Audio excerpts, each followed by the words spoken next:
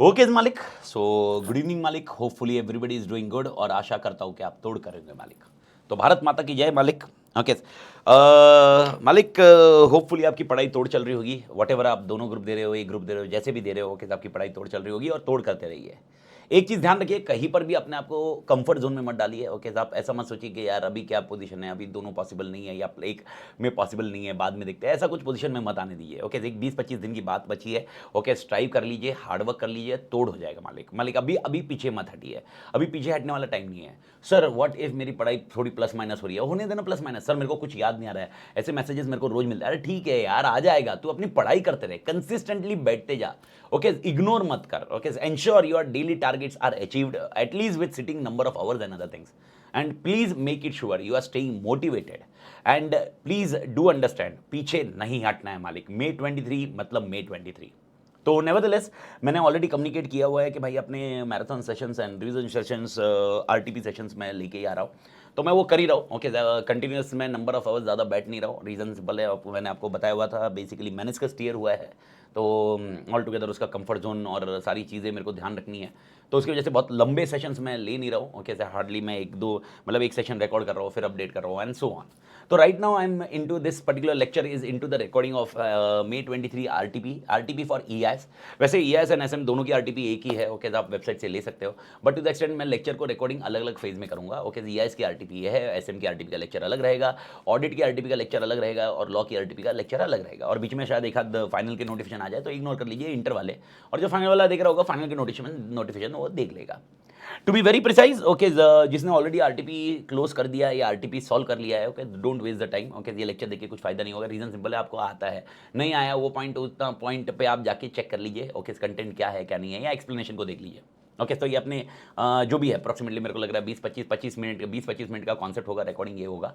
तो वो all together आपका बच जाएगा, तो उसको आप अवॉइड कर सकते हो। ओके अगर आपका हो चुका है, नहीं हो चुका है तो एक बार देख लीजिए 20-25 मिनट में ही आपके आरटीपी क्लोज हो जाते हैं। सर आरटीपी इंपॉर्टेंट है क्या? ओके देखिए इंपॉर्टेंट से ज़्यादा है क्वेश्चन कैसे आते हैं, वो अपने को आइडिया आ जाते हैं। और एक प्रोबेबिलिटी ऐसी है कि यार अगर क्वेश्चन आ गया आरटीपी में से तो भाई यार बड़ी बात है। ओके तो लॉजिकली एंड स्ट्रक्चर वे से क्लोज हो जाएगा मालिक। ओके और पीछे के आरटीपी के ऑल टुगेदर, इसके पहले के आरटीपी के ऑलरेडी रिकॉर्डेड यूट्यूब पे है, पुराने वाले चैनल पे है। मैं ट्राई करूंगा मैं इसको इस चैनल पे अपलोड करवा दूंगा। ओके एक प्लेलिस्ट बना के another things, but to the extent right now okay धीरे धीरे हम लोग चीज़ें अपडेट करते हैं। पहले ये वीक में जो जो मेरे को नई चीज़ें रिकॉर्ड करनी है वो करके क्लोज करता हूँ मालिक। ओके तो तोड़ मालिक, लेट्स स्टार्ट विथ आरटीपी। और point to be noted, make sure अपने आप को कंफर्ट जोन मत दीजिए और तोड़ पढ़ाई करिए, तोड़ एफर्ट्स करिए मालिक, रिजल्ट तोड़ आएगा। मैं आपको बता रहा हूँ एक रिजल्ट के लिए सिर्फ एक चीज चाहिए और वो है आपकी पढ़ाई, आपका तोड़ हार्डवर्क, बाकी और कुछ नहीं है। क्योंकि जो चीज रिजल्ट है वो आपका एक्सटर्नल एनवायरनमेंट है जिसके ऊपर आप कुछ कर नहीं सकते। तो जो आपका इंटरनल एनवायरनमेंट है जिस पे आप कंट्रोल कर सकते हो, जो कंट्रोलेबल फैक्टर्स है उसके ऊपर काम करिए ना मालिक। ओके तो अभी बात करते हैं ईएस के आरटीपी। यूजुअली ईएस का आरटीपी या कोई भी आरटीपी ऐसा होता है जिसमें आपका पहला केस स्टडी वाला क्वेश्चन होता है जो एमसीक्यू रिलेटेड रहेगा।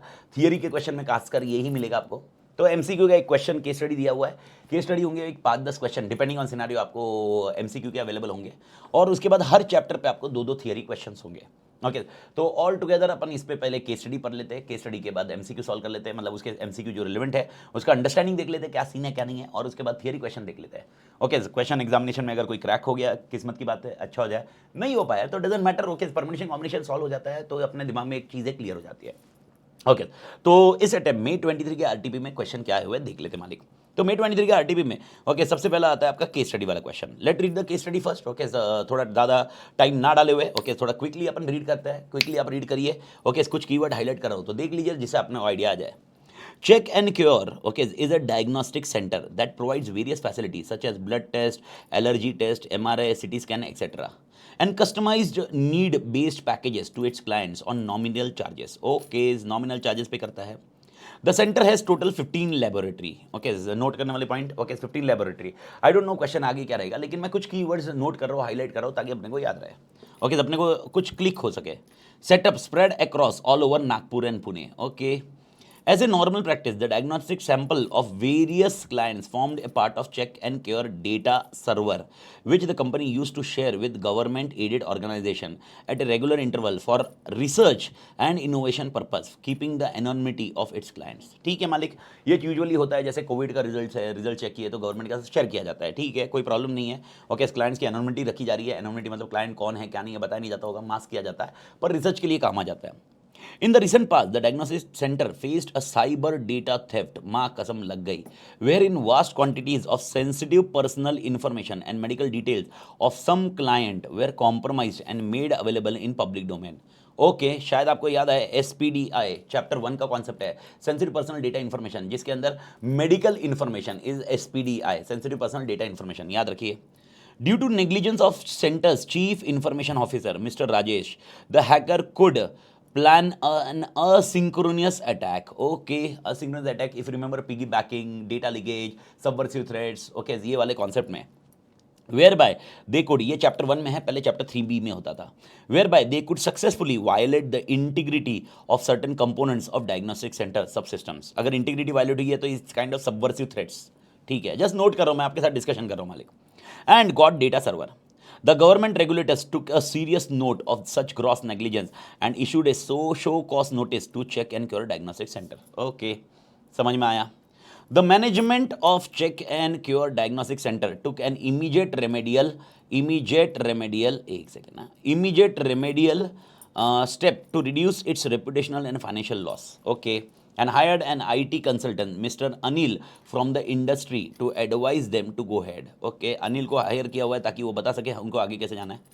After a detailed investigation and analysis, Mr. Anil suggested the check and cure diagnosis center to firstly implement intrusion prevention system. Okay, intrusion prevention system, sir ये क्या होता है intrusion prevention system? जो intrusion से, intrusion मतलब unauthorized access से prevent करने वाले सिस्टम होते हैं. Okay, it can be like, आपने ऑलरेडी पढ़ा था सिलेबस में फायरवॉल, श्यामलाल जो मैं हमेशा बोलता था, या IDS इंट्रूशन डिटेक्शन सिस्टम, उसी काइंड में intrusion prevention system for protecting it's sensitive data, यानी एक्सेस को रोकने बोल रही है, एक्सेस को. And install ERP system in its working environment with adequate control in place to manage the access privilege given to user aligned with job requirement and responsibility. यानी in short, okay, यहाँ पर ये लोग, mister Anil ने क्या suggestion दिया इसके ऊपर बात कर लेते हैं. अनिल ने सजेशन दिया कि भाई ERP सिस्टम डाल दीजिए और साथ में ना एक्सेस प्रिविलेज रखिए, यानी एक्सेस कंट्रोल वाले सिस्टम डाल दिए. ठीक है मालिक. He further suggested to upgrade the existing network of diagnostic center with cloud for ease and expansion, so as it allows client to access the reports from various devices such as tablets, mobile phone, etc. यानी ये बोल रहा है कि cloud भी use करिए.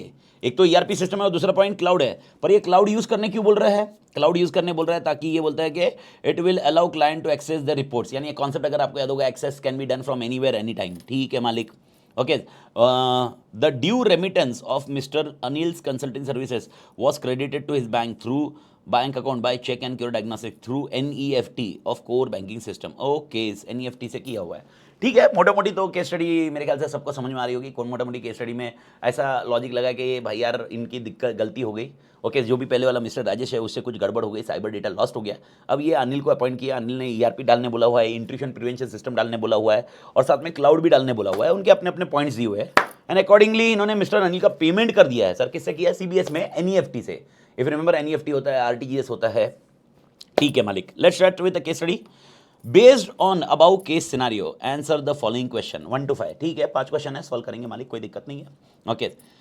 The Check and Cure Diagnostic Center has been negligent in implementing and maintaining reasonable security practices and procedure to handle the sensitive personal data of information of its clients, a data server.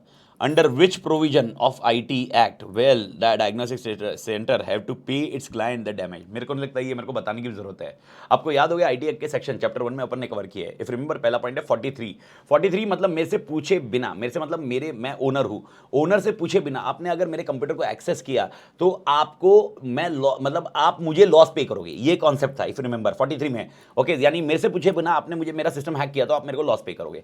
इसी के साथ मैंने 43A भी पढ़ाया था if remember. मेरा मेरे negligence की वजह से अगर आपका डेटा लॉस हुआ तो आपके लॉस को मैं पे करूंगा। Okay, sensitive personal data information very important था, उसके अंदर एसपीडीआई होना जरूरी है। उसके अलावा 65 सेक्शन था जिसके अंदर 43 में अगर कुछ वायलेशन हुआ तो 65 में पेनल्टी होती थी। याद रखना 43 में लॉस होता था, 43A में लॉस होता था, 65, 66 और 60B, C, D, E, F, 67, 67A, 67B सब में पेनल्टीज है। ओके, तो यहां पर लॉसेस की बात करें तो सिर्फ दो जगह है, तो या तो 43 या 43A। लेकिन अगर अपन चेक एंड क्योर का मतलब ज्यादा ऑप्शन भी नहीं देखने के इसमें। ओके, चेक एंड क्योर का लॉजिक ये है कि उनका एसपीडीआई कॉम्प्रोमाइज हुआ है क्लाइंट का, तो क्लाइंट को देंगे ना वो। ओके, तो यहां पर हैकर से रिकवर नहीं कर रहे। अगर यहां पर ऐसा बोलते हैं कि चेक एंड क्योर हैकर के ऊपर केस कर सकता है या हैकर से कुछ रिकवरी कर सकता है क्या, तो 43 आता। ओके, यहां पर ये बोल रहे हैं कि चेक एंड क्योर की गलती की वजह से वो एक कॉम्प्रोमाइज हो गया। एसपीडीआई डेटा है ना, सेंसिटिव पर्सनल डेटा इंफॉर्मेशन, वो कॉम्प्रोमाइज हो गया। ओके, तो 43A, if you remember 43A, तो नेवरदलेस इसके ऑप्शन पढ़ने की जरूरत भी नहीं है वैसे, तो 43 है, ये होगा नहीं, ये इनकरेक्ट है। 66E बस क्या प्राइवेसी है, पर ये प्राइवेसी प्राइवेट एरिया के इमेजेस है, अगर 66E याद है तो। ओके, 43A बात खत्म, एसपीडीआई आंसर इज सी, बात खत्म। Okay, everybody clear? तो बस खत्म है, इसके बाद रीड करने का लॉजिक नहीं है। यानी लॉस का अगर क्वेश्चन आया, ओके, और एक चीज मैं आपको बता दूं इसमें है logically, okay, will diagnostic centre have to pay to it clients for damage है। ओके, डैमेज के लिए क्वेश्चन है या लॉस के क्वेश्चन है, तो लॉस के क्वेश्चन 43 या 43A होगा, याद रखना, बाकी दूसरा नहीं होगा। लेकिन 65, 66, 66A, 66B, 66C, D, E ये सब किसके लिए? पेनल्टीज। ओके, तोड़ मालिक, मेरे ख्याल से जेपा मालिक, तोड़ मालिक। Second, the risk that are associated with proposed implementation of ERP system in check and cure diagnostic center are given below. Okay, insufficient funding, पैसा नहीं है, ठीक है, program management, life long implementation, okay, application portfolio management, top management support. Okay, तो ये कुछ risk बताए उन्होंने, 5 रिस्क बताए। The various aspect to which risk can be associated are mention below, तो उन्होंने एस्पेक्ट्स भी बताया, post implementation process, technological implementation, people. माँ कसम तोड़ इजी आंसर है ये, 5 आंसर है। चैप्टर 2 जब अपन ने ईआरपी किया है, आपको याद होगा, रिस्क एंड कंट्रोल के अपन ने 5 सीरीज की थी, people related issue, process related issue, technology related issue, implementation related issue, post implementation related issue, और इसके अंदर के अपने अपने पॉइंट्स है। वो पॉइंट्स ऊपर दिए है और ये नीचे लिंक है। मैच द कॉलम होता था ना बचपन में, माँ कसम खाली मैच द कॉलम में ये कॉलम बाजू में देना चाहिए था इन लोग ने। ओके, वो नीचे दे दिया, ठीक है, पर मैच द कॉलम में देख लेते मालिक। तो मैच द कॉलम में अगर मैं इनसफिशिएंट फंडिंग बोलूं, याद है इनसफिशिएंट फंडिंग किसमें आता है? इंप्लीमेंटेशन रिलेटेड इश्यूज, परफेक्ट मालिक, इंप्लीमेंटेशन रिलेटेड इशू याद आया क्या? Okay, second point program management, बात खत्म, process related issue. Okay, life long implementation, life long जिंदगी की लग गई, post implementation issue, post implementation issue, application portfolio management, आधे जन को वही नहीं समझ में आता, बार बार के क्वेरीज मेरे पास इंडिविजुअल में जो आती है आप लोगों की, वो एप्लीकेशन पोर्टफोलियो मैनेजमेंट के लिए आती है, माँ कसम, टेक्नोलॉजी। एंड लास्ट पॉइंट है टॉप मैनेजमेंट सपोर्ट, मेरे को नहीं लगता है ये आंसर बोलने की जरूरत है, पीपल रिलेटेड इशू। यानी इन शॉर्ट, ओके, जब ये आंसर कैसे दिए हुए हैं, 1 मतलब ऊपर का पहला लिया है और ABC बाद में दिया है, तो 1 का क्या है मालिक? 1 का इनसफिशिएंट फंडिंग D है, ठीक है। 1 का D देखो पहले, 1 का A नहीं है, पहला वाला 1 का सेकंड में 1 का सेकंड में तो 1 ही नहीं दिया है, माँ कसम, अबे बात कर रहे, सेकंड तो उड़ा दो, फर्स्ट भी उड़ा दो, 1 का A हो ही नहीं सकता, 1 का पोस्ट इंप्लीमेंटेशन हो ही नहीं सकता, तो 1 का D, C और D में से आंसर है, ठीक है, 1 का D हो गया। 2 का प्रोग्राम मैनेजमेंट अगर आपको याद होगा, प्रोग्राम मैनेजमेंट इज प्रोसेस में 2 चीज थी, program management and if you remember, okay, one of the BPR concept, business process re engineering वाला। ओके, तो प्रोग्राम मैनेजमेंट इज प्रोसेस, यानी 2 का B, तो 2 का B, बात खत्म, ये हो गया आपका आंसर, D इज आंसर। मैं आगे तो पढ़ू भी नहीं, D इज आंसर। भारत माता की जय, भेजा झेपे में, मतलब झेपा ना मालिक, तोड़ मालिक। Okay, third point, various risk that may persist in working environment of check and cure centre are controlled using following measures, यानी बहुत सारे रिस्क है, ओके, जिसको मेजर्स डाले हुए हैं, फायर अलार्म्स है, आइडेंटिफिकेशन बैजेस है, प्रिविलेज मैनेजमेंट है, फायर वॉल है, पासवर्ड मैनेजमेंट सिस्टम है। Okay, the control under which aforementioned measures are categorised as follows. Oh my God, वापस match the column. Okay, network access control, user access management, physical controls, environment control and operating system access control. भाई साहब, ये तो आपने तोड़ बोलना चाहिए, पहला वाला। ओके, आग, फायर अलार्म, आग, पानी, प्रदूषण, ऊर्जा। ओके भाई, एनवायरमेंटल, यानी यार पहला D पे डालो, पहला तो D पे डालो, तो पहला वाला A, दूसरे में पहला वाला है ही नहीं, खत्म, ये भी नहीं है, ये भी नहीं है। ओके, वापस C और D में से आंसर होगा कोई, तो पहला वाला D हो गया, ठीक है मालिक। दूसरा वाला आइडेंटिफिकेशन बैच किसके लिए होता है? एक्सेस के लिए, याद है ना, आइडेंटिफिकेशन कार्ड, आइडेंटिफिकेशन बैच, तो फिजिकल एक्सेस कंट्रोल, माँ कसम तोड़। तो यार सेकंड वाला C आ गया, ओके, बात खत्म, इधर answer is ready, that is answer is C। Okay D भी नहीं होगा क्योंकि सेकंड का बी हो ही नहीं सकता। सर आप बोलोगे यूजर एक्सेस मैनेजमेंट हो सकता है ना, okay user access management identification batch का हो सकता है, नहीं। यूजर एक्सेस मैनेजमेंट में यूजर को एक्सेस मैनेज किया जाता है। If remember user access management कहां पर मिलेगा, logical access control across the system में। 5 कॉन्सेप्ट पढ़े थे अपने, यूजर पहला पॉइंट है यूजर पहला पॉइंट आपके लिए 5 कॉन्सेप्ट अपन डिस्कस किए थे, जिसमें आपको याद है यूजर एक्सेस मैनेजमेंट था, यूजर रिस्पॉन्सिबिलिटी था, उसके बाद आपके लिए था नेटवर्क एक्सेस कंट्रोल, उसके बाद है ओएस एक्सेस कंट्रोल, उसके बाद है application access control. User access management में कहीं पर भी आपने आइडेंटिफिकेशन कार्ड नहीं पढ़ा था, इसके अंदर 4 पॉइंट पढ़े थे। इफ यू रिमेंबर सबसे पहले यूजर को एक्सेस देना चाहिए, उसके बाद उसको प्रिविलेज देना चाहिए, याद आया मालिक, प्रिविलेज का कॉन्सेप्ट देना चाहिए, प्रिविलेज का कॉन्सेप्ट नेवरदलेस बट वो कॉन्सेप्ट है। और उसके बाद अगर देखोगे इसके बाद भी अगर कंपेयर करना है, ओके उसके बाद भी आपको थर्ड का कॉन्सेप्ट कंपेयर करना है, थर्ड का privilege management is nothing but B वाला पोर्शन, ओके थर्ड वाला बी वाला पोर्शन, देखो थर्ड वाला बी वाला पोर्शन मिल रहा है मालिक, परफेक्ट। यूजर एक्सेस मैनेजमेंट में बी वाला पोर्शन है, थर्ड में बी हुआ, फिर भी कंपेयर कर लेते हैं मालिक। Fourth firewall network access control खत्म, ओके फोर्थ का ए, एंड फिफ्थ वाला password management OS access control, okay OS access control, fifth का ई वाला पोर्शन, बात खत्म। ये है आपके लिए सी वाला पॉइंट। तो मेरे ख्याल से ये आंसर भी आपको तोड़ झेप गया मालिक, कोई दिक्कत नहीं आनी चाहिए। In the purview of suggestions made by mister Anil मतलब जो नया वाला आया था, which of the following characteristics of cloud computing is reflected in case of reports are access by clients from different devices. Okay कौन सा कैरेक्टरिस्टिक्स फॉलोइंग कैरेक्टरिस्टिक्स में से कौन सा रिफ्लेक्ट हो रहा है, तो report can be access by client from different devices. Network access capability पहला सिनारियो, दूसरा मल्टी टेनेंसी, रेजिलियंस, स्केलेबिलिटी। मेरे ख्याल से सबको मालूम होगा, if remember network access capabilities है, ये न्यूली एडेड पॉइंट्स था, 2 साल पहले न्यूली ऐड किया था, बट आंसर इजी है। नेटवर्क एक्सेस मतलब कोई भी डिवाइस से एक्सेस कर सकते हैं। Multi tenancy, okay multi tenancy is basically like multi sharing and other things, okay so multi tenancy इसमें नहीं आएगा। रेजिलियंस अपने आप को रिकवर करने वाला कॉन्सेप्ट, अपने आप को रिकवर का डिस्कशन ही नहीं है। स्केलेबल जब डिमांड बढ़ेगी, जब डिमांड कम होगी उसके हिसाब से एडजस्ट होगा, वो कॉन्सेप्ट है ही नहीं, तो it can be access from, तो नेटवर्क एक्सेस कैपेबिलिटी ये भी डायरेक्ट आंसर है आपका। ये अगर देखोगे इसके मसाले में भी कॉन्सेप्ट दिया हुआ है क्लाउड कंप्यूटिंग के कैरेक्टरिस्टिक्स में, okay. Next point fifth, some of the statements regarding NEFT of CBS are mention below. ठीक है मालिक, एनईएफटी के बारे में कुछ समझा रही है। The facility of CBS facilitates 1-to-1 fund transfer. ठीक है मालिक, 1-to-1 फंड ट्रांसफर का कॉन्सेप्ट होता है, 1-to-1 भी होता है, 1-to-many भी होता है, ईएफटी में होता है, इलेक्ट्रॉनिक फंड ट्रांसफर में। ठीक है 1-to-1 fund transfer, the individual can transfer the funds electronically from one bank branch to any individual having an account with any other branch of the same bank. Okay मेरे ख्याल से ये second statement मेरे को सही नहीं लग रहा है, बिकॉज ये लोग बोलते हैं एक ब्रांच से दूसरे ब्रांच में डाल सकते हो, लेकिन दूसरा ब्रांच सेम बैंक का होना चाहिए। मेरे ख्याल से ऐसा सीबीएस में है नहीं, सीबीएस कोई भी बैंक अकाउंट कोई भी ब्रांच में ट्रांसफर कर सकता है, ये अपन ने डिस्कस किया हुआ है एनईएफटी वाला कॉन्सेप्ट। ठीक है, तो ये मेरे ख्याल से सही नहीं बैठ रहा। Individual can transfer the funds electronically from one bank branch to any individual having an account with any other bank branch. Okay ठीक है, ये भी सही है, ये भी सही है। A maximum of 2 lakhs can be transfer through this facility. O my God भाई, 2 लाख खाली ट्रांसफर कर सकते हैं ऐसा नहीं है। एनईएफटी से तो जो भी अमाउंट है आपके लिए कोई टेंशन नहीं है। ओके आरटीजीएस मिनिमम 2 लाख रहता है आरटीजीएस के लिए, एनईएफटी के लिए ऐसा मैक्सिमम का कोई लिमिट नहीं है, मिनिमम का कोई लिमिट नहीं है। आरटीजीएस के लिए मिनिमम 2 lakhs का कॉन्सेप्ट होता है, तो नेवरदलेस ओके ये भी गलत है मालिक। तो यहाँ पर फर्स्ट एंड 3 वाला कॉन्सेप्ट, क्वेश्चन क्या है, which of the following statement are not true. हाँ नॉट ट्रू उल्टा लिखना है, नॉट ट्रू, तो मेरे ख्याल से आपने नॉट ट्रू ही उल्टा किया है। ओके 2 and 4, 1 and 2, ओके नहीं इसमें 1 करेक्ट है, 2 and 4 परफेक्ट, बी वाला आंसर आपको मिल जाता है। सी 1 and 3 पॉसिबल नहीं है, 1 and 3 तो भाई करेक्ट है, एंड 3 and 4 ओके पॉसिबल नहीं है क्योंकि 3 वाला करेक्ट है मालिक। आत्मा क्लियर है मेरे ख्याल से, झेपा गया मालिक एवरीबडी, ओके इज मालिक। तो मेरे ख्याल से okay all together we have close the MCQ part, and यहाँ पर अपना परमिशन कॉम्बिनेशन खत्म हो जाता है एमसीक्यू का। और मेरे ख्याल से आपको समझ में आ गई केस स्टडी कैसी होती है। यूजुअली केस स्टडी का कॉन्सेप्ट ऐसे ही होता है, अच्छे से ध्यान रखिए। अभी बात करते हैं ओके अपने लिए ऑल टुगेदर, यहाँ पर ऑल टुगेदर 5 चैप्टर के 10 क्वेश्चन है, 10 क्वेश्चन को सॉल्व करना है। ऑल टुगेदर अपने थियरी पढ़ी होगी, रिविजन किया होगा तो गुड इनफ, रिविजन नहीं किया होगा तो आपको याद करने में थोड़ा सा 2-4 मिनट आगे पीछे लग सकता है। बट देख लेते हैं क्वेश्चन क्या बोलता है। चैप्टर 1 की कहानी, okay sir, no entity operates in a risk-free environment and therefore any management needs to implement a framework to operate more effectively and efficiently in such environment filled with risk. Okay.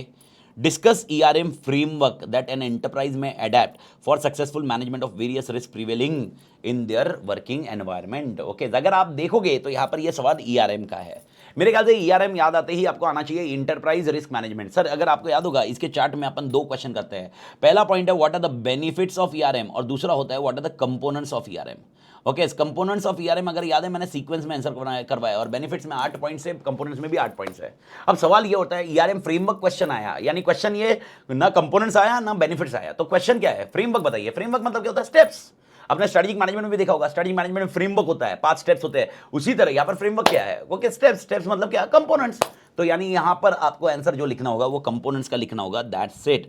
Okay, तो framework आया तो भी components है, steps वाला point अपने लिए आता है। सर कितने कंपोनेंट्स होते हैं? 8 कंपोनेंट्स। अगर याद है ये क्लास में एक्शन पे बताता हूं। सबसे पहला क्या होता है? ये कंट्रोल एनवायरनमेंट मत बोलना, ये कंपोनेंट्स ऑफ इंटरनल कंट्रोल में आता है। ये एंटरप्राइज रिस्क मैनेजमेंट का कंपोनेंट्स है, कंपोनेंट्स ऑफ ईआरएम। तो पहला होगा इंटरनल एनवायरनमेंट। ओके, दूसरा सिनेरियो होगा सेटिंग ऑब्जेक्टिव, तीसरा ऑब्जेक्टिव को बैंड बजाने वाले इवेंट आइडेंटिफिकेशन, फिर बाद में आता है रिस्क असेसमेंट, फिर कंट्रोल एक्टिविटी मत लिखना, पहले बीच में रिस्क रिस्पांस लिखना।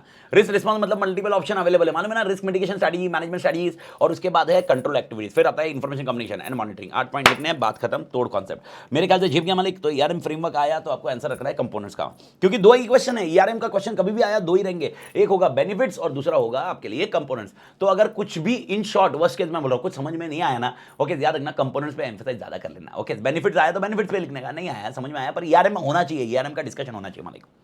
ओके, दूसरा scenario, what do you think shall be the generic reason due to which an enterprise may decide to implement BPA in its working environment? Okay, what do you think shall be a generic reason due to which enterprise may decide to implement BPA in its working environment? ऐसे क्या generic reason हो सकते हैं जिसकी वजह से enterprise okay BPA implement करेगी? तो मेरे ख्याल से आपको ये समझ में आना चाहिए, ओके, बीपीए क्यों इंप्लीमेंट किया जाएगा, क्या कारण है, वाई? ओके, तो मेरे ख्याल से आप बता सकते हो बीपीए मतलब बिजनेस प्रोसेस ऑटोमेशन। ऑटोमेशन क्यों किया जाएगा? बस आंसर एकदम सिंपल है। ओके भाई, टाइम बचाने के लिए, कॉस्ट बचाने के लिए। तो आंसर क्या दे रहे हो? Benefits of BPA. एनीवे इन्होंने जेनरिक लिखा हुआ है, ओके, लेकिन ज्यादा हेडेक मत करो, यानी ये जेनरिक लिखा हुआ है तो प्रोबेबली अगर इसके आंसर की तरफ देखे 7th, ओके, ये 7th वाला क्वेश्चन है, जेनरिक दिया हुआ तो एक लिस्ट ऑफ जेनरिक दिया हुआ है पॉइंट। ओके, जेनरिक है तो आप ज्यादा हेडेक क्या करिए, यानी इसमें तेरा आंसर मेरा आंसर दुनिया का आंसर अलग हो सकता है, जेनरिक लिस्ट बोली हुई है। तो आप दिमाग फोड़ी मत करिए, इसके अंदर क्या लिखने का, सीधा का सीधा benefits of BPA, benefits of BPA लिख देने का, because that is the reason why you implement BPA. तो अगर आपको याद होगा बेनिफिट्स ऑफ बीपीए, जिसके अंदर पहले पॉइंट है ओके टाइम का कॉन्सेप्ट है। अगर आपको याद है टाइम सेविंग होता है, उसके अलावा एफिशिएंसी होती है, turn around time, okay, turn around time कम किया जाता है। तो पहले 3 पॉइंट, उसके बाद कॉस्ट बचाया जाता है, ओके, उसके बाद सबसे important element if remember T quality, visibility, okay, ये 2 पार्ट देखे जाते हैं, एंड रिलायबिलिटी, ओके, रिलायबिलिटी है। 7 पॉइंट आपको दिए हुए हैं, सिला 7 पॉइंट इधर सीधा के सीधा रखने का है, बात खत्म। ओके, जेनरिक पूछो जेनरिक में डालिए, और आपको और कोई जनरल रीजन चाहिए वो जनरल रीजन डाल दीजिए, ये आंसर में कोई गड़बड़ नहीं होगी, दैट्स इट। बट बेनिफिट्स याद रखना, व्हाई ऑटोमेशन इज रिक्वायर्ड, तो लॉजिक है, ठीक है मेरे ख्याल से मालिक, क्लियर, ठीक है। Chapter 2 financial and accounting system, chapter 2 का पॉइंट, ईआरपी वाला point. XYZ has well implemented ERP system in which sales and distribution module has a high level of integration complexity starting from inquiry to order and the ending delivery. Discuss in detail the sub process involve in module. अगर ये सवाल आता है ना भाई, दुनिया का सबसे बड़ा बोनस होगा मालिक, भारत माता की जय, तोड़ रहेगा। सर कितने पॉइंट है? सेल्स प्रोसेस, अरे भाई ये कितनी बार पढ़ा है क्लास में, 6 पॉइंट। सबसे पहले है प्री ऑर्डर, सबसे पहले प्री सेल्स एक्टिविटी, याद है मालिक। सेकंड पॉइंट आएगा सेल्स ऑर्डर। तीसरा सिनेरियो होगा इन्वेंट्री सोर्सिंग, मालूम है इन्वेंट्री बाजू में निकाल के रखो, मैंने ये बताया था प्रोडक्शन एक्टिविटी भी इसके अंदर होती है, याद है मालिक। उसके बाद आता है मटेरियल डिलीवरी, मटेरियल डिलीवरी हो गई, उसके बाद होगा बिलिंग, और बिलिंग होने के बाद रिसीट्स फ्रॉम कस्टमर, बात खत्म, दैट्स इट। ये 6 पॉइंट्स आपको याद रखने हैं, 8 पॉइंट। भारत माता की जय, एवरीबॉडी क्लियर मालिक, दैट्स इट। 9th वाला scenario, the data analytics application involve many steps so that appropriate results can be produced which are useful for management in decision making. Discuss the processes involve in data analytics process. Okay, अभी data analytics अगर आपको याद होगा तो data analytics में सवाल क्या थे, अगर आपको याद है, ओके, सबसे पहला सवाल था टाइप्स ऑफ डेटा एनालिटिक्स। एक remember exploratory, confirmatory, quantitative, qualitative, ये पहला सिनेरियो था। सेकंड सिनेरियो था advance types of data analytics, जिसके अंदर अपन ने 3 कॉन्सेप्ट और पढ़े भाई, डेटा माइनिंग का कॉन्सेप्ट पढ़ा, ओके, प्रेडिक्टिव एनालिसिस उसके अंदर पढ़ा, मशीन लर्निंग और पढ़ा। उसके अलावा एप्लीकेशंस ऑफ डेटा एनालिटिक्स था, इफ रिमेंबर, जिसके अंदर अपन ने मोबाइल का कॉन्सेप्ट पढ़ा, बैंक का एग्जांपल पढ़ा, ई कॉमर्स का एग्जांपल पढ़ा, मेडिकल का एग्जांपल पढ़ा। ये 4 पॉइंट थे। और उसके बाद और एक क्वेश्चन बचा था इनसाइड डेटा एनालिटिक्स, यानी steps involved in data analytics. How many steps involved in data analytics? 3 है। पहला पॉइंट था डेटा कलेक्शन, उसके बाद है डेटा क्लीनिंग, और उसके बाद है डेटा एनालिटिकल मॉडल को बनाइए। याद है 3 स्टेप, ओके, जो लास्ट वाला आंसर है, ओके, डेफिनेटली। ओके, अब इसमें से ये 4 क्या लो तो डेटा एनालिटिक्स में कोई क्वेश्चन नहीं है, तो क्वेश्चन क्या होगा? आंसर क्या होगा इसके अंदर? मेरे ख्याल से सबको ये क्रैक हो गया होगा। Discuss the process involve in data analytics. Process कौन से होंगे? लास्ट वाला आंसर ही, 3 स्टेप, डेटा कलेक्शन करो, डेटा क्लीन करो, डेटा क्वालिटी प्रॉब्लम्स हटाओ, fix data quality problems and build data analytical model. Okay that's it. Okay ये है data analytics वाला सिनेरियो। भारत माता की जय। Everybody clear? 4 क्वेश्चन थे अपने डेटा एनालिटिक्स के, याद होने चाहिए सबको। परफेक्ट मालिक। Okay chapter 3 information system and components. Chapter 3 में पहला question, tense. Computers are used extensively to process data and provide information for decision making. Okay, computer को डिसीजन मेकिंग के लिए यूज किया जाता है मालिक। भारत माता की जय। दूसरा scenario, however, uncontrolled use of computers can have widespread impact on society. Because computers plays a large part in assisting us to process data and make decision, it is significant for their use in control manner. Discuss the various factors that influence various factors that influence organization towards control and audit of its computer based information system. Chapter 3C वाला concept है ये, factors influencing organisation towards needs and control of audit. 3C का अगर आप देखोगे, 3C में ये आपका पहला पॉइंट फैक्टर्स, पहला पॉइंट था objective. Okay, how many audit objectives are there? If remember, asset safeguarding, data integrity, effectiveness, efficiency. Second question था फैक्टर्स अफेक्टिंग यही क्वेश्चन था, फैक्टर्स अफेक्टिंग और influencing organisation towards control and audit. क्यों चाहिए audit and control? तो मेरे ख्याल से इसके 6-7 पॉइंट थे। अगर आंसर इजी पॉइंट है, सबसे पहली बात करते हैं यहां पर। Okay, there can be a chance of data loss हो सकता है। Second point, incorrect decision making हो सकता है। थर्ड पॉइंट, कंप्यूटर का अब्यूज हो सकता है। चौथा, यहां पर चोरी हो सकती है, value of hardware and software. पांचवा सिनेरियो, ओके, कंप्यूटर से एरर हो सकता है। छठा सिनेरियो, प्राइवेसी इंफॉर्मेशन कॉम्प्रोमाइज हो सकती है। ओके, यहां पर सबसे इंपॉर्टेंट पॉइंट है controlled evolution of computer use, when you should invest in technology when it is required. Okay, अगर आपके कंट्रोल नहीं रहे तो you may invest with in the technology without requirement also. Factors, direct question है chapter 3C का। Second question है 3C के chart का, अगर देखोगे सेकंड क्वेश्चन में आता था आपका।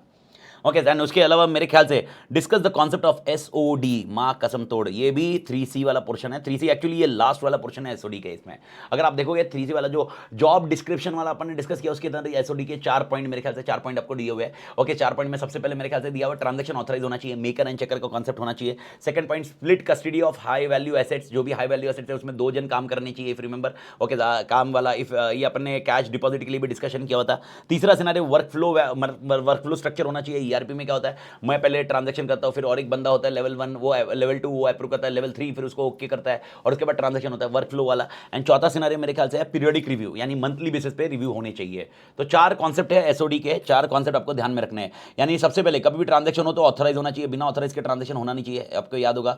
ओके, जो भी ट्रांजैक्शन ऑथराइजेशन है। सेकंड सिनेरियो मेरे ख्याल से स्प्लिट कस्टडी, ओके, कस्टडी को स्प्लिट कर लीजिए। तीसरा सिनेरियो आपके लिए वर्क फ्लो सिस्टम के अंदर होना चाहिए। चौथा सिनेरियो पीरियोडिक रिव्यू। ठीक है मालिक, ये 4 है, और 4 या 5 कुछ होंगे मालिक। ओके, ये कॉन्सेप्ट आपको ध्यान में रखना होगा। दैट्स इट, इजी आंसर है भाई, यहाँ पर कोई दम नहीं है। ओके, 3B का कोई क्वेश्चन नहीं दिया है। Okay, I am surprise 3B का क्वेश्चन नहीं दिया। ओके, मैं आपको बता दूं, पर 3B का मैं चैप्टर 3 विकासा का रिवीजन लेक्चर है, और चैप्टर 3 मैं उसमें कवर करने वाला हूँ। ओके, वो मंडे और ट्यूसडे को शेड्यूल्ड है, लेकिन एक डॉक्टर का अपॉइंटमेंट अपना कल शाम का है, 8 तारीख के शाम का, तो वो एक बार हो जाए उसके बाद मेरे को आइडिया आ जाएगा, तो accordingly will discuss it out. वो प्रोबेबली शायद मंडे ट्यूसडे की जगह वेडनेसडे थर्सडे जाए। ओके, आगे पीछे हो सकता है, 1-2 दिन आगे पीछे जैसे भी रहेगा, पर उसके अंदर मैं chapter 3B, 3A, 3B, C3C cover करने वाला हूँ, जो कि अपने यूट्यूब चैनल पे भी अपलोड होने वाले हैं। तो अगर आप वहाँ पर भी नहीं देखते तो व्हाटएवर यूट्यूब चैनल पे अपलोड हो जाएंगे। पर 3B वाला कॉन्सेप्ट बहुत डिफिकल्ट जाता है, तो याद रखना, वो लेक्चर देखना भूलना मत। भारत माता की जय, क्योंकि मैं थोड़ा कॉन्सेप्चुअली एंड डिटेल में अपडेट कर दूंगा मालिक। चैप्टर 4 B, ओके, अभी अपलोड किया हुआ है। 4B के आगे के पॉइंट कॉन्सेप्ट और 4A का कॉन्सेप्ट मैं अपलोड करूंगा। ओके, एक बार 4th की बात कर लेते हैं। Chapter 4, okay sir, though e-commerce industry has grown exponentially, every e-commerce business has unique rules and regulation to follow. Okay, and cyber security is a top priority to ensure all data stored online is protected and vulnerable to online security breaches and cyber attacks. As an e-commerce business owner, you have unique challenges compared to brick and mortar shop owners. Okay, ठीक है भाई, ऐसा बोला है। Discuss various risk associated with in E business environment. ठीक है, 5 answer है। ई business, risk बताइए ई बिजनेस को लेकर, रिस्क बताइए ई बिजनेस को। बस ध्यान रखना रिस्क क्या क्या हो सकते हैं ई बिजनेस के लिए। तो भाई इसके लिए रिस्क क्या क्या हो सकता है? सिक्योरिटी इशू हो सकता है, प्राइवेसी इशू हो सकता है, हैकर हो सकता है, क्रेडिट कार्ड इशू हो सकता है, ओके, एनोनिमिटी इशू हो सकता है, ट्रांजेक्शन का लैक ऑफ एनोनिमिटी है, इंफ्रास्ट्रक्चर इशू आ सकता है आपके लिए, उसके अलावा डेटा लॉस हो सकता है, रेपुटेशन कॉस्ट हो सकता है, इंफ्रास्ट्रक्चर कॉस्ट आपके लिए जा सकता है एडिशनली। ओके दीज आर मेरे ख्याल से एक 10 एक पॉइंट है इसके अंदर, 8 एक पॉइंट आपको ध्यान में रखना है जो कि बहुत 5-6 आंसर है। सिक्योरिटी याद रख लीजिए, प्राइवेसी याद रख लीजिए, प्राइवेसी इशू आ सकता है, सिक्योरिटी इशू आ सकता है, हैकर का इशू आ सकता है, इंफ्रास्ट्रक्चर कॉस्ट आ सकता है, ओके एनॉनिमिटी इशू आ सकता है, हिडन कॉस्ट आ सकता है, ओके उसके अलावा आपके डेटा लॉस आ सकता है, रेपुडिएशन ऑफ कॉन्ट्रैक्ट वाला कॉन्सेप्ट भी है, यानी कॉन्ट्रैक्ट हो गया और बाद में वो रिपीडिएट कर सकता है। ओके ये वाले सिनेरियो आपके लिए रह जाएंगे मालिक, बट आंसर ईजी है, कोई दम नहीं है इसके अंदर। ओके ये आप 4A के इसमें अगर आप देखोगे रिस्क वाला पोर्शन है वो रिस्क वाले कॉन्सेप्ट में आ जाता है मालिक। ओके ये होने के बाद आपके लिए आ जाता है 13 वाला question, the digital payment system is growing exponentially. Okay Modi ji के कमाल भाई, 2016 में डिमोनेटाइजेशन के बाद ये डिजिटल पेमेंट ही चल रहा है। evolving payment method, rising e-commerce use, enhanced broadband connectivity and emergence of new technologies, discuss various advantages and drawback। 5 answer है भाई। ओके डिजिटल पेमेंट्स के एडवांटेजेस क्या हैं, ड्रॉबैक क्या है, और ये एलडीआर क्वेश्चन भी है। ओके और मैं मंडे तक आपको एलडीआर अपलोड हो जाएंगे। ओके वो एक छोटे से वीडियो में बता दूंगा, उसमें मैं अपलोड कर दूंगा। तो डू चैप्टर 4 के और 4A के 4B के एलडीआर तोड़ देख लेना मालिक, याद रखना। ओके तो ये भी एलडीआर क्वेश्चन में है, advantage disadvantage of digital payment. Okay digital payment के फायदे क्या है, डिजिटल पेमेंट का फायदा सबसे पहला पॉइंट है इजी है, एनीवेयर पेमेंट कर सकते हैं, डिस्काउंट्स मिलते हैं भाई, आपको मालूम होगा। ओके यहाँ पर रिटर्न सारा डॉक्यूमेंट रिटर्न होता है, लेस रिस्की होता है, रीजन है आपको कुछ कैरी करना नहीं होता है। ओके कॉम्पिटिटिव एडवांटेज आएगा बिजनेस को, क्योंकि अगर आप डिजिटल पेमेंट लेते हो तो अल्टीमेटली आप दूसरे के आगे जा सकते हो मालिक, कॉम्पिटिटिव एडवांटेज की कॉन्सेप्ट आ सकता है मालिक। Everybody clear. इसके अलावा एनवायरमेंट फ्रेंडली, रीजन सिंपल है, पेपर कैश कलेक्शन निकल जाता है, लेकिन उसी तरह उसके ड्रॉबैक्स भी है। ड्रॉबैक्स है सबसे पहला, मेरे बापू की बात करें, हमेशा मैं एग्जांपल केस स्टडी में देता हूं, मेरे बापू नॉन टेक्निकल पर्सन के लिए बहुत डिफिकल्ट वाली है। सेकंड ओवर स्पेंडिंग, यार अपने पास क्रेडिट कार्ड होता है, भले अपने पास पैसा नहीं होता अपन स्पेंड कर देते हैं। तीसरा सिनेरियो डेटा थेफ्ट होने के चांसेस है, यार मेरा डेटा बैंक के पास है वो चोरी हो सकता है। ओके कोई डिस्प्यूटेड ट्रांजैक्शन, मैंने ट्रांजैक्शन किया साला, बाद में वो बोलता है मैंने ट्रांजैक्शन हुआ ही, मालूम है डिस्प्यूटेड ट्रांजैक्शन बहुत बार होते हैं। इसके साथ में कॉस्ट भी आता है, आपको मालूम है नॉमिनल चार्जेस लगते हैं। अभी पेटीएम, अभी वो गूगल पे वगैरह के लिए चार्जेस का डिस्कशन चालू था, एंड इंटरनेट बंद हुआ तो डिजिटल पेमेंट खत्म है ना, इंटरनेट ही नहीं चल रहा है तो डिजिटल पेमेंट कैसे होगा मालिक। तो नेवरदलेस ओके मेरे ख्याल से चैप्टर 4 की कहानी यहाँ तक ही है। ओके चैप्टर 4 के साथ last question for this particular lecture, chapter 5 को CBS। In CBS, what do you think shall be the key feature of a full-fledged security policy that need to be developed and implemented to ensure CIA? Okay, यानी यहाँ पर ये लोग बात कर रहे हैं कि भाई यार CBS में की फीचर्स क्या हो गया और full fledge security policy that need to be developed and implemented to ensure CIA। Confidentiality, integrity, availability of data information. अब की फीचर्स की बात करें, की फीचर्स किसकी, सिक्योरिटी पॉलिसी, जिसकी वजह से आप CIA एंश्योर करोगे। तो लॉजिकली देखोगे कंपोनेंट्स ऑफ CBS में, ओके मैंने आपको ये एलडीआर में भी मार्क करा हुआ है, कंपोनेंट्स ऑफ करंट बैच के लिए एलडीआर में मार्क करवाया मैंने। कंपोनेंट्स ऑफ CBS देखोगे उसके अंदर मैंने बताया था 2 कंपोनेंट न्यूली एडेड हुए हैं लास्ट ईयर में, May 22 के ऑनवर्ड से। ओके एक कंपोनेंट आपके लिए था नेटवर्क सिक्योरिटी वाला, एक कॉन्सेप्ट था एप्लीकेशन सिक्योरिटी वाला, और एप्लीकेशन सिक्योरिटी के कॉन्सेप्ट में अपने CIA पढ़ा हुआ है। CIA को ध्यान रखना है, अगर पहली लाइन याद है मैंने पहले पॉइंटर का पॉइंट बोला था, CIA का कॉन्सेप्ट है, क्योंकि एप्लीकेशन इशू आया तो CIA आएगा। अदर देन दैट ओके ऐसा कोई क्वेश्चन कहीं पर भी पूरे चैप्टर 5 में नहीं है जो security policy related to CIA होगा।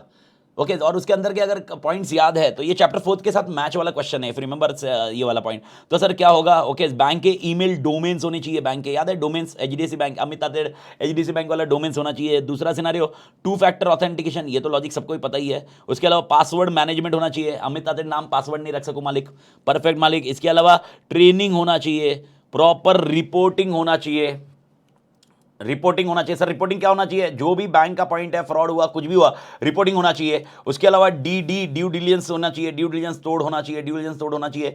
चेंज मैनेजमेंट लाइफ में भूलना नहीं चाहिए भाई, चेंज मैनेजमेंट का कॉन्सेप्ट है, चेंज मैनेजमेंट का कॉन्सेप्ट होना चाहिए। उसके अलावा ऑडिट लॉग्स होने चाहिए, इंसिडेंट मैनेजमेंट होना चाहिए। ऐसे मेरे ख्याल से और एक इसमें ज़्यादा पॉइंट थे, मैंने बोले थे 8 पॉइंट, कोई भी याद रखिए। ये 8 पॉइंट आपको सेम चैप्टर 4 के लिए भी यही क्वेश्चन चैप्टर 4 के लिए आ सकता है, खाली इतना हो सकता है इन कोर बैंकिंग सिस्टम की जगह आ सकता है e commerce. Okay e commerce में चैप्टर 4A में ये आंसर सिमिलर है। ओके फिर रिमेंबर चैप्टर 5 के टाइम पे मैंने बताया था चैप्टर 5 का और चैप्टर 4A का आंसर सिमिलर है, ऐसे ही याद रखना है, ये पॉइंट ध्यान रखना है।